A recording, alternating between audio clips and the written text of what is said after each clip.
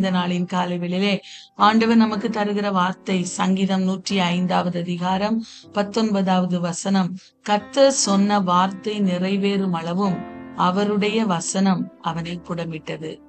அன்பான தெய்வ பிள்ளைகளே, இந்த வார்த்தையானது யோசேப்பை குறித்து சொல்லப்பட்ட ஒரு வார்த்தை.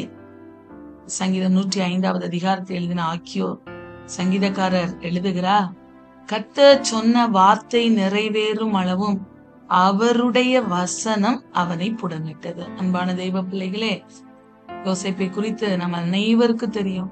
அவர் வாழ்விலே பட்ட கஷ்டங்கள் மிகவும் ஏராளம்.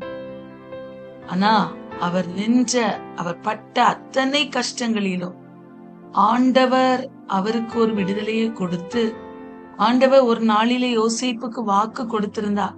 அந்த வாக்கு நிறைவேறுகிற அளவுக்கும்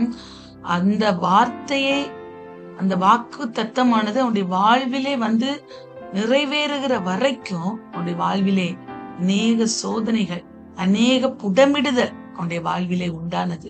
ஆனா அந்த எல்லா சோதனையின் காலத்தில், அந்த புடமிடுதலின் காலங்களிலும் பொறுமையோடு இருந்தபடியினால இந்த எகிப்து தேசம் முழுமைக்கும் அவர் அதிகாரியாய் உயர்த்தப்பட்டார்.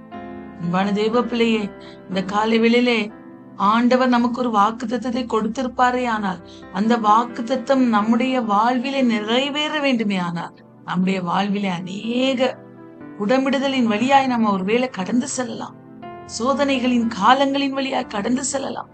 ஆனால் அந்த காலங்களிலும் ஆண்டவர் நம்மோடு இருந்து நம்மை புடமிட்டு அவருக்கு பிரியமான பிள்ளைகளாய் நாம் வாழுகிற வரைக்கும் ஆண்டவர் சில காரியங்களை நம்முடைய வாழ்விலே அனுமதிப்பார்.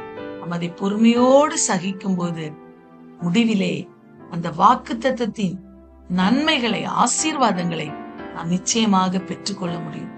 இந்த வார்த்தை யோசேப்புக்கு ஆண்டவர் செய்தார் அல்லவா? அவனுடைய வாழ்விலே ஒரு அற்புதத்தை செய்தார். அவர் கொடுத்த வாக்கு தத்தத்தை, வசனத்தை அவன் வாழ்விலே உறுதிப்படுத்தினார். இந்த காலை வேளையிலே நம்முடைய வாழ்விலும் அவர் நிச்சயமாக உறுதிப்படுத்துவார். பிரியமானவர்களே,